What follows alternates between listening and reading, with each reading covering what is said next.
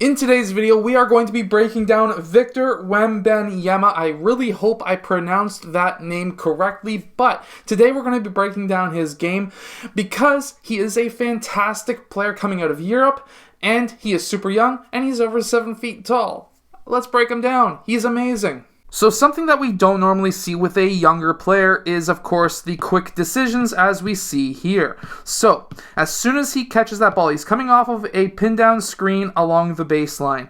He comes off of that screen, he's already setting up for a shot. We can see that with his feet. So he plants his right, brings his left around so that now he's squared up with the pass. At this point in time, he's looking over his shoulder, seeing where his defender is and seeing what he is able to do. Look at this also. He hops out from his left foot to catch that ball in the air so that he can plant both feet at the exact same time. Watch. Hops off of his left foot, catches that ball, lands on both, which means that he can use either foot as a pivot foot. He can go any direction he wants. He brings his right foot up so that now he can square up towards the rim, and then he takes that shot. By the way, he has a very good shooting form for a very tall player, and we're going to be breaking that down in a future video. Now this next clip is going to be him close to the point. Out along the perimeter, he does a quick shot fake, does a quick killer crossover style jab. This is actually, we've seen this with Zion doing this a few times in the NBA. This is actually a very good move to do. And what you can do is shot fake, jab, like if you're going to drive towards that side. It's called a jab step, but you cross over back. The reason why this is important is because now it's not going to be a travel when you pick up that left foot.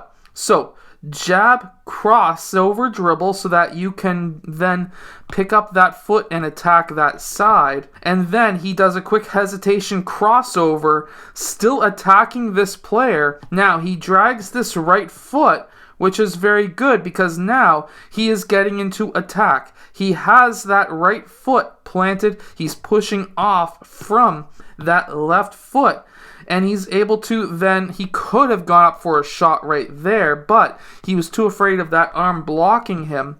So what he does now is a quick jab towards that right side with his left foot, turns back around, and then he's able to hit that pass to that cutter who was cutting baseline. And then, this is the next part. He could have got off 2 shots here, right? So far he's missed an opportunity for a shot here. And then with that jab, he's missed an opportunity with another shot here. This guy, I don't think, is a threat to block that shot, but he wants to be passed first, which is something that many 7-footers are not. And then after he makes that pass, he moves off ball. This is something that so many young players do not do and something that I was super impressed by. And he cuts. After making that pass, you always want to pass and do something. And pass and cut is very useful because, of course, after you make that pass, that player, that defender is not paying attention. Even at the NBA level, they usually are not paying attention after the pass. And you can really make defenses suffer by cutting after you make that pass. And of course, he finishes with a dunk. Now, this next move is coming from the exact same spot. As we can see, he's used to playing in a 5-out offense, which is something that the NBA does quite often. He does a quick jab step here, and he does that same jab cross off of that jab step. Now, he looks like he's going to be driving this way. He does that quick hesitation. Now, when he does this hesitation, he goes off of his right foot, and then he hops into his 2 feet, and then he does a quick crossover behind the back. Why is this important? So he does that quick jab, gets that defender slightly off of him, but not very far. He's able to do that quick hesitation. He may have considered attacking the rim, but that defender is actually playing him very closely, very tight, very good. Then he does a quick crossover behind the back, which gives him a little bit more space, which then allows him to pull up for a shot, but he's seen somebody last second that was very high level when it comes to a 7-footer, because usually 7-footers, like I mentioned, don't look at players who are cutting towards the rim baseline. And I think that this this Victor kid could become a very good guard. Even though he's 7 feet tall, he could basically be a guard at times, even at his age in the D-League, which he's not there yet, but give him another 2-3 years, he's going to be a killer player in the NBA. Because as we can see, comes off of that, looks like he's about to shoot. He even has his shooting form set up. He has a very good shooting form, by the way. Shoulder, elbow, pointed towards the rim, and that brings multiple players to him. He has a very good teammate here who was in the corner who could have been just sitting there saying, pass the ball, I can take the three myself. Well, why would he pass up a shot to give you a shot from essentially the same distance? So this is why this player I'm giving huge kudos to, because he cut towards the rim when his defender left him. And because of that, Victor was able to see him. And by the way, whoever that is, number 12, you are an amazing player. You are a very smart player, and we need more players like you around the world because, of course, you're probably, 16, 17, 18 in that range, and you're able to know to cut baseline when your player leaves you. I am giving you huge kudos. I don't know who you are, but you are also a very good player. So this could be just because of Victor's size. However, he does tend to shy away from contact in the post.